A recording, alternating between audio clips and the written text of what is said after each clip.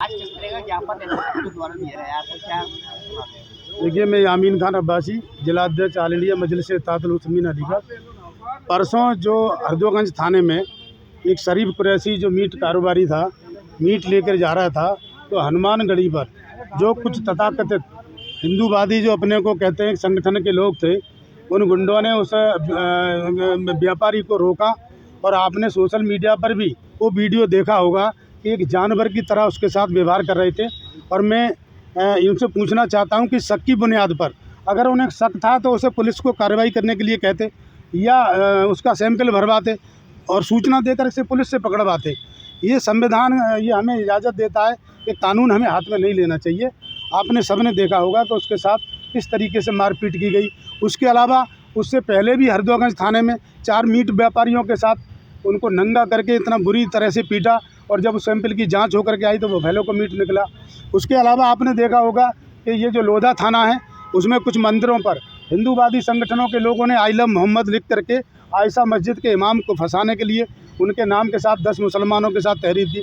लेकिन मैं धन्यवाद देना चाहता हूँ यहाँ के वरिष्ठ पुलिस अधीक्षक कप्तान नीरज जादव जी का, तो उन्होंने निष्पक्ष कार्रवाई की और जो नामदर्ज FIR थी उन्हें गिरफ्तार न करके पहले उन्होंने CCTV फुटेज तमाम अपने इंटेलिजेंस लगा करके उसकी जांच की, और उसमें जो 4 पकड़े गए थे वो भी सभी हिंदूवादी संगठन के लोग थे।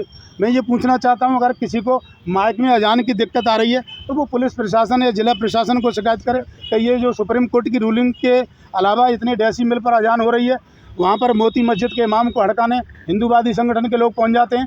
मथुरा बाईपास पर चिकन बिरयानी बेचने वाले उसको मतलब हड़काते हैं कि यहाँ से बिरयानी की ढकेल नहीं लगेगी।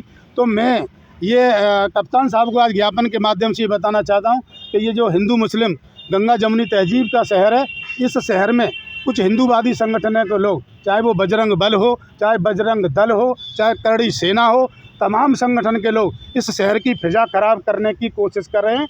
तो अगर समय रहते कप्तान ने संज्ञान नहीं लिया, और जो गलत काम करे, चाहे वो हिंदू हो चाहे वो मुसलमान हो, अगर कोई गौकशी करता है और गौकशी में पाया जाता है तो संगीन से संगीन धाराओं से जेल भेजा जाए, और शक की बुनियाद पर किसी को जेल भेजा जाएगा और शक की बुनियाद पर किसी को मारा पीटा जाएगा।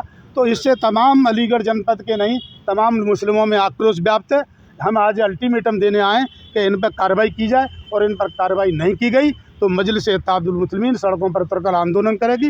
और जिस तरीके से वो कानून हाथ में लेकर के मुसलमानों को हड़काने का कार्य कर रहे हैं, ये सब नहीं चलेगा। लगातार ऐसी घटना हो रही है। आश्वासन दिया उन्होंने? देखिए, कप्तान साहब ने हम आश्वासन दिया है। उन्होंने कहा था कि लोधा के अंतर्गत तमाम लोगों ने आई लव मोहम्मद लिखा, आपने देखा होगा, हमने उसकी सराहना भी की और उनकी तारीफ भी की।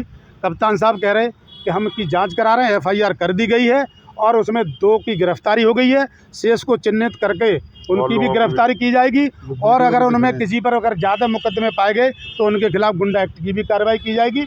बोले पिछले कप्तानियों में क्या हुआ मैं नहीं कह सकता, लेकिन मेरी कप्तानी में ये गुंडागर्दी अलीगढ़ में नहीं चलेगी।